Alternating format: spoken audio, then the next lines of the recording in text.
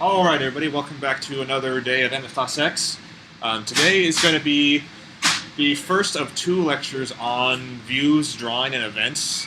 And today will be pretty much all about Mac drawing and events and views. And then Tuesday I'll be back to talk about the same things on iOS and what's kind of unique about views and drawing and events on iOS. So before we get to actually making views and drawing into those views and handling events in those views, we should talk a little bit about how points and areas are represented on Cocoa and Cocoa Touch. And so there's the first obvious data structure that we need is we need a representation of points, of XY coordinates. And Foundation provides a C structure, NS point, it's just a structure that contains two floating point values, an X and a Y. So it just represents an XY coordinate in two-dimensional space. If you want to get to the origin, there's a static variable that's NS0 point that represents the origin. So that'll be the point with 0, 0 as the two coordinates. If you want to make another point, there's a factory method NSMakePoint that takes in two floating point values and generates a structure that contains those two values, X and Y. So here's a couple of points in some two-dimensional space. On Mac, the origin is in the lower left corner. We'll see on iOS the origin is actually in the upper left corner, so the coordinate system gets inverted. But on Mac, NS0 point will be in the bottom left corner of the window, and as the window resizes, that will actually move with the corner of the window. And then here we have a point that's at 1540. So we have X15, Y40, pretty straightforward. The next structure that gets used for representing points and areas is we need to be able to represent a size. So this is, again, just a simple C structure. It contains two floating point values that represent a width and a height. And you construct sizes using NSMakeSize. Now, once you have a point and a size, we can combine them to define a rectangle. And so NSRect is another struct that represents a particular area in a particular coordinate system. So there's a point for the origin of the rectangle, and then there's a size for how large in X and Y that rectangle will be. So like we saw before, I forgot to mention that it's expected that both the width and the height of a size are positive. So the idea is that that the origin of an NSRect represents the lower left corner of the rectangle, and then you add size dot width to the X to get the maximum X value, and you add size dot height to get the maximum Y value, and that defines the bounding rectangle for this rectangle. And then you make NSRects using NSMakeRect X, Y, width, and height. Any questions about these? Pretty easy. They're just C structures. So here, did you have a question? I was going to ask, how are they memory? They're just C struct. I'll talk about that a little bit in a second, so I'll hold that question for just a thought. But here's an example. So suppose we have, here is, this white rectangle is some sort of parent coordinate system, and then within this coordinate system we've created a rectangle whose origin is at 5, 5, and whose width is 40 and whose height is 30. So we can see we start at 0, 0, which is the bottom left corner of the white rectangle. We go 5 in X and Y to get the origin of this rectangle, and then the width is going to be 40 and the height is going to be 30. Does that make sense, how this gets placed in this rectangle?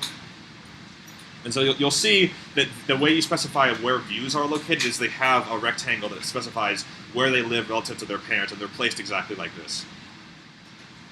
Okay, so talking about how C structure, how these are managed, these are just simple C structures. They're not Objective-C classes.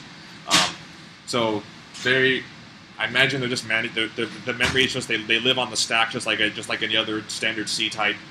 So you don't have to worry about allocating them or releasing them or retaining them. They're just C structures.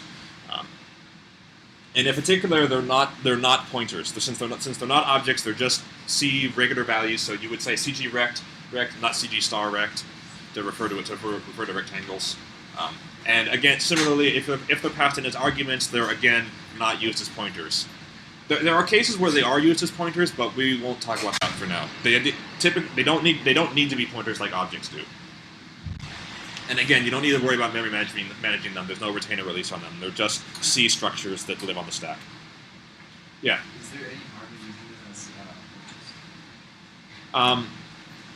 Well, you can use them as pointers, but they, you have to use them just like you would use a regular C pointer. So you can't just go say you can't for example say CG rect star rect equals CG mix or sorry, why am I saying CG rect? We don't talk about CG rect yet. That's for hold on.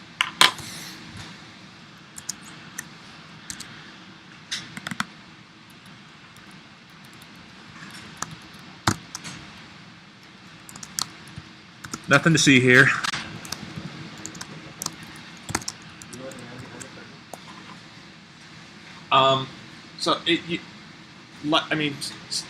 Because this is all C, you can make a pointer to anything, but you can't.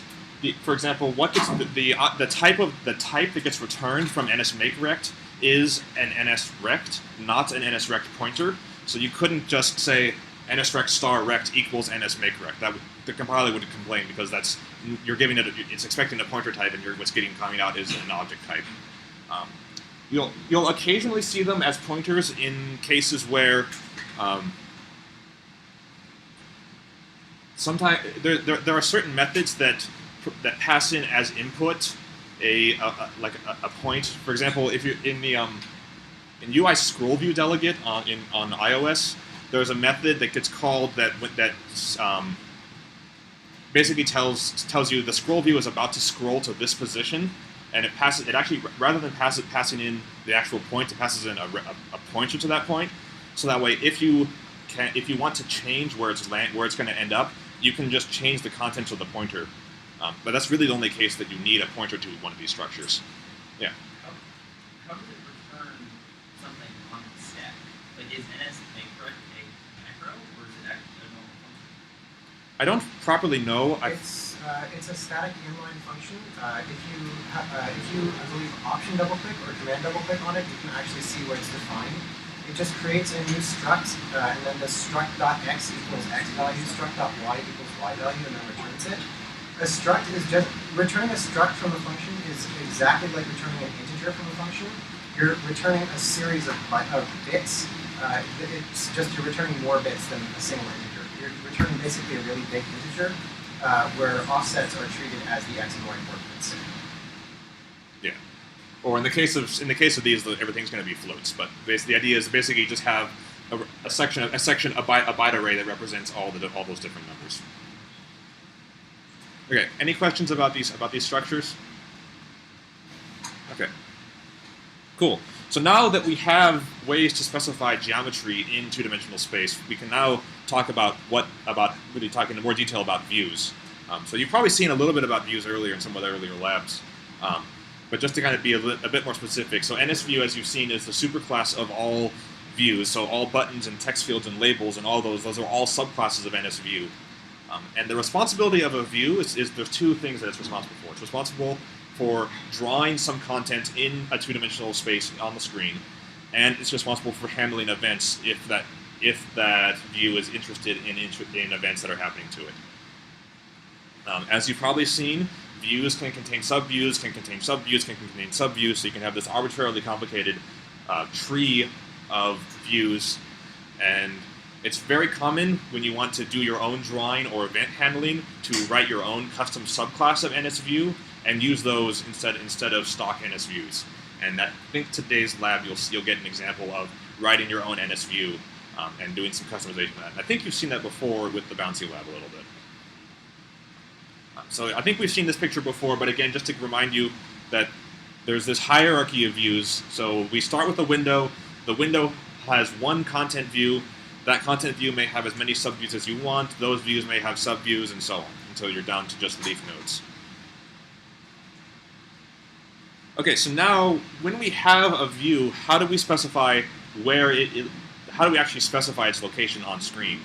And this is where people tend to get really confused, so I'm going to try to be very careful in explaining this, but all NSViews have two different NSRecs associated with them. One we call the bounds, and one we call the frame. The frame is kind of what we saw before with that diagram of a rect inside of a rect. The frame is the rectangle that view lives in relative to the parent view. So in the parent's coordinate system, whatever it happens to be, that's the rectangle that it lives in. The bounds is the internal coordinate system that view uses for its own subviews, and those are typically the same scale factor, but with a different origin. If for example your view is moved inside, its origin, its frame's origin might not be 0, but its bounds' origin will be 0. So it's an example here. So suppose this gray rectangle is our view. It's placed in this white rectangle, which is its super view. And when we created one of the typical constructor for NS view is init with frame. So you pass in an NS rect that's the frame rectangle for that view. So suppose we create this view with rect 15, 15, 40, 40, 40, 30, and then we add it to this white view. So the frame rectangle tells us that the origin in the parent's coordinate system is going to be at 15, 15, which is this lower left corner here. And then it has a width of 40 and a height of 30 in the parent's coordinate system. The bounds rectangle, by default, has the same width and height as the frame, but the origin is 0. So now all drawing within this view is done relative to this view's coordinate system, which starts at 0. So that way it makes handling nested hierarchies of views very, very clean, because you don't have to keep track of where your origin is relative to your parent's origin. You just always remember where your origin is, and you can ask your bounds for where your origin is. And then the frame can keep track of where it actually lives in its parent. Does that make sense? Where it gets kind of screwy is you can actually reassign the bounds without changing the frame. So if we wanted to have this view's coordinate system go from 0, 0 to 1, 1, we can still create it with the same frame, and it will still occupy the same space in the parent view. But if we reassign the bounds to 0, 0, 1, 1, now all drawing within that view are done with the coordinate system 0, 0, 1, 1. And that includes if you add subviews to that view, it will use the bounds coordinate system as well. Typically, you don't do that. Typically, you just leave the bounds to be the default. That's the frame size, but just with the 0, 0 origin. But there are cases where it makes sense to do your drawing in sort of like a unit square. So if you want to do that, you can, and it's really easy. You just reassign the bounds to some other rectangle. Any questions about that? You'll probably get confused, but typically the idea is if you need to refer to where it lives in its parent system, you use the frame. If you do drawing within your own coordinate system, you use the bounds.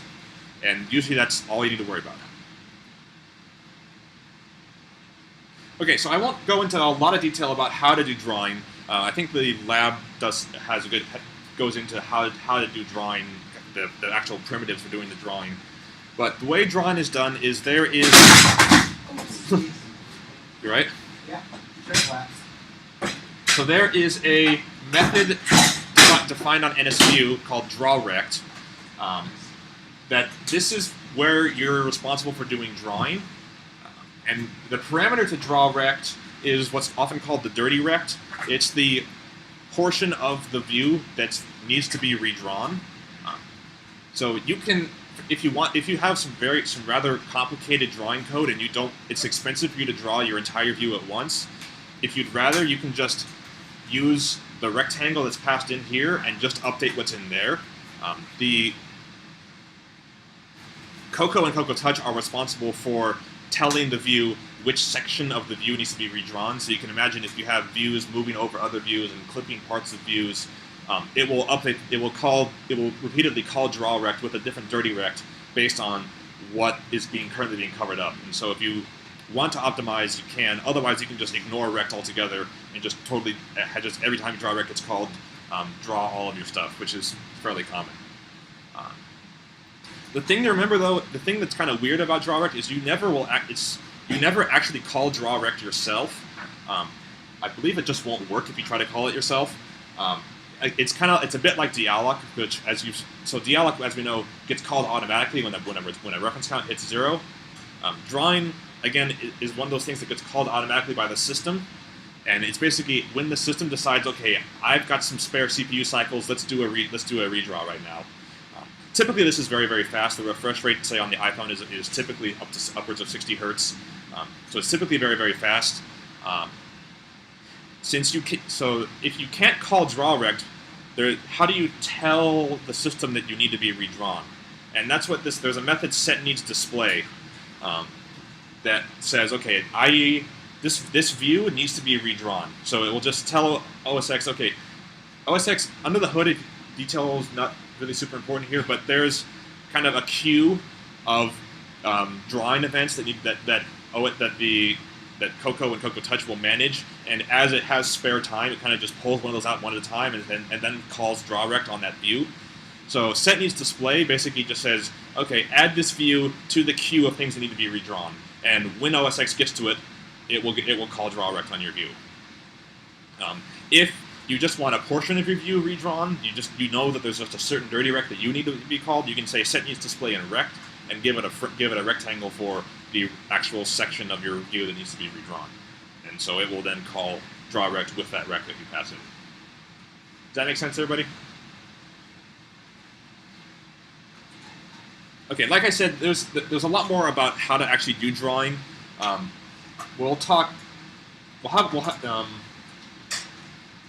Hopefully the lab will give you guys a pretty good idea of what sort of drawing you need to do, and we'll talk. iOS has some different ways of doing drawing, and we'll talk about that as well on Tuesday.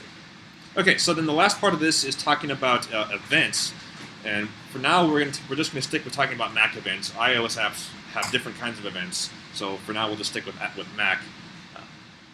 So we've seen this before. NS application is responsible for managing the run loop of your application, and its job, once it launches your application, its job is just wait for an event, send the event to the object that's supposed to respond to it, and then let it process it, wait for another event, send it to the object that's responsible for it, wait for an event, and so on. Just do this infinitely until you quit the application.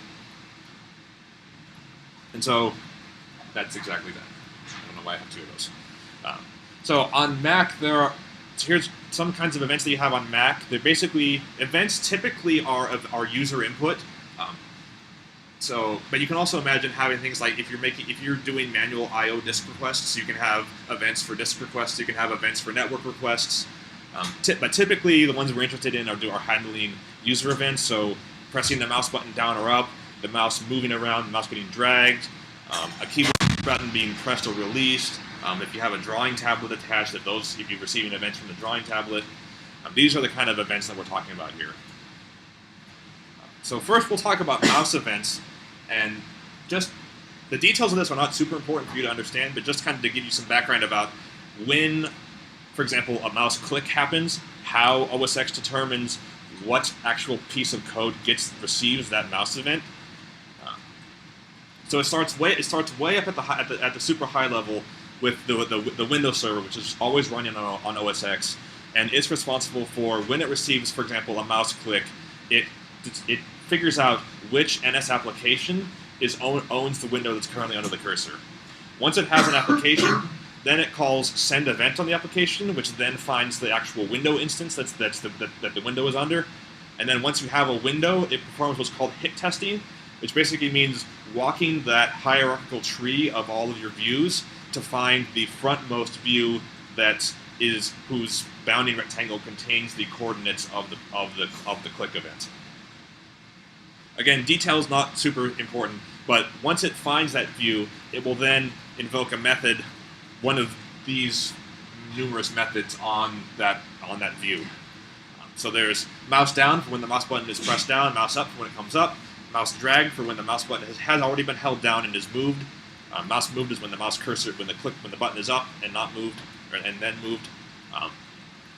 And then mouse entered and mouse exited are interesting for when the cursor enters the bounding rectangle for a view or leaves the bounding rectangle for a view. So if you wanted to have your own custom cursor or something, you can imagine, but you don't want to mess up the cursor on other applications, you can wait for the mouse entered and then start using your custom cursor, and then when it exited, you drop that custom cursor or something like that. And these all take an NS event as a parameter, so that way you can query the event for information about the event. And some information you can ask about the event are, for example, its location in the window. Interestingly, there's no NS event that doesn't define location in view, which is probably what you're more interested in. So the event just knows the coordinate, and so this is just an NS point. It knows the coordinate of where the event happened inside of the window.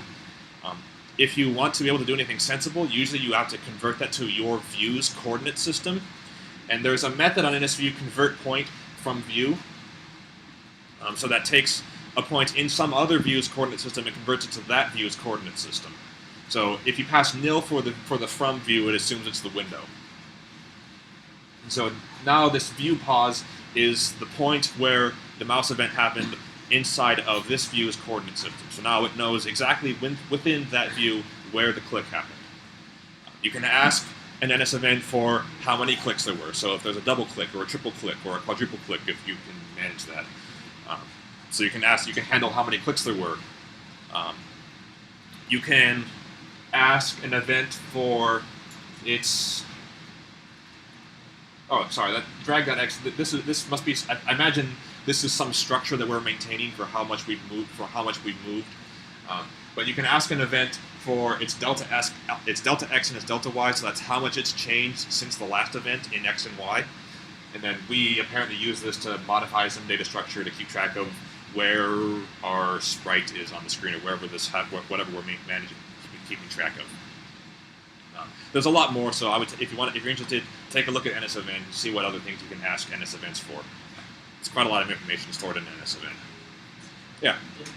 So the Mac OS gets support for creating the event. Say that again. The operating system actually creates the event that gets. Yeah. So the OS X and Cocoa working together will actually package up all the information about the event, create an NS event for it, and then once it's done the hit testing and figure out the view where it is, it passes that event to that view. And then that view can do whatever it wants with it.